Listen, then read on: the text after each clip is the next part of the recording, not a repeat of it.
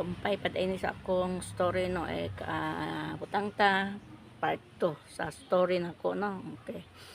Mo to ako giingon no nga akong mama ako ginabantayan. Okay. Sa ako naman pud karon mga langga, akong unang giingon ako no, di ba? Giingon ako dito sa akong story sa part 1 ako no nga 59 pa ko.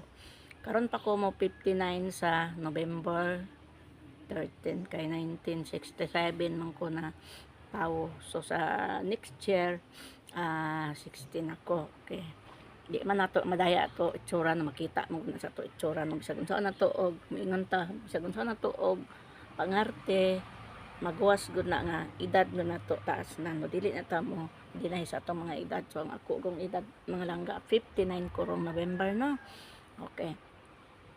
Karon naman mga langga, so ako gid man ang pina ka pigado sa among managsuon. O walo mi nga managsuon, so nawala na ang usa o pito na lang ming nabilin ano. Diyan ang amo ang kamanghuran mao ning ga support namo diri sa akong inahan nga tuwa sa laing nasod no. Maunay ga support sa amo diri mga pagkaon sa among adlaw-adlaw nga gina kuan ginagasto ana no. So lagay ning kwarta karon kay bisag unsa pa ka dako tungod sa kamahal sa mga palaliton. So paigo-igo ra gud na siya mga langga no. Usahay na pud no ako sa unang kay siyempre nabalo ko mga langga 40 pa gyud ang akong edad no. Kana akong kamanghuran nga anak 2 years pa na siya no. Kinagatas pa na mga langga. So ang akong pangabuhi kay wala man koy ingon nga pangabuhi gud nga insakto kanang daghan kayo kung ginahimo mao pud dagoy ni nga murag ako na sunod sa usahay kining ingon tang ginabatyag sa akong inahan no. Pero ako ra ging gipangayo sa Ginoo nga tagaan pagid ko niya og lugway nga makaatiman pa ko sa akong inahan ano kay lagi ang ako bayang mga igsuon mga napod baya sila mga obligasyon pa sila mga anak kay napa sila mga estudyante. So ako ra ang wala na estudyante kay ang akong anak kuan man kaayo kaning budget no upat ra sila nya wala na gina na dongag kay pagkapatay sa akong pares mao na ako amo ang kamanghuran nga bugto nga laki, 3 ka baye og usara ka laki.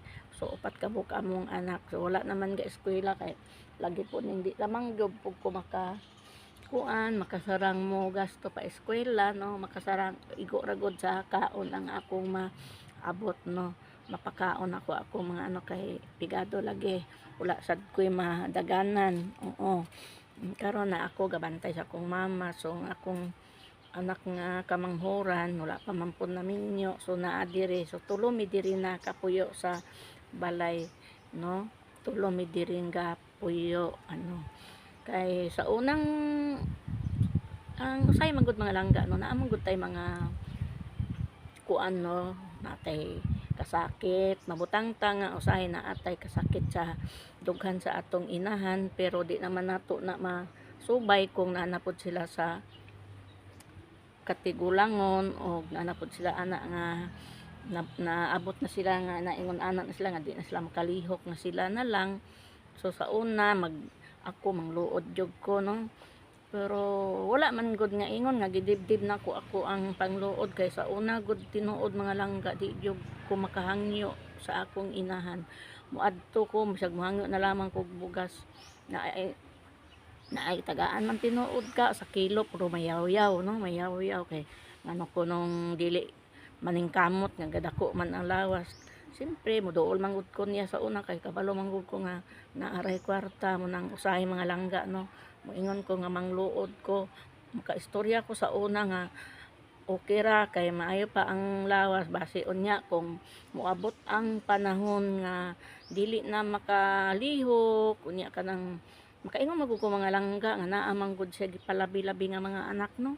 Oo kay sa iya bayang mga kita sa una dagko gud na akong inahan og kita, as in nga dili gyud ko mo ingon nga wa gyud kwarta, may kwarta gud na akong inahan, pero dili gyud ko ana maka dali-dali sa akong inahan. Pero sa sangko ako nun ang nag-alaga mo nang giingon ako no nga dili gud ta mo istorya og tapos og mangluod ta sa atong ginikanan, moingon ta nga bantay ra kung kuan nga walay mo kuan nimo, dili ako dili gyud ko bahala na nakapanumpa sumpa pa ko sa una mga langga kay no sakit man makatuol ko sa iya o sa una tagaantag sakit nga istorya, siyempre tao lang gud ta muhi na pay kausa nga hilak gyud ko, nagpauli man ko sa balay nga wa pagid ko'y dala, maghilak ko ako nang isir sa inyo mga langga no kay mao man jud nay tinuod nga ingon ko nga di gyud ko mo moabot unyang panahon nga kundi na siya ka ano dili gyud ko mo bantay, pero di ay makita na to atong inahan nga naingon ana na dili ta maka talikod tungod nga ato na pong gihuna-huna ba, ato na pong huna-hunaon nga wala ta kakita sa kalisod, wala ta nakalita sa kalipay, sa kalisod ug kalipay nalisdan man tinuod ta, pero wala ta nakakita sa kalibutan kung dili tungod sa atong inahan og amahan. Galing kay sayo ra gid ko akong amahan. Part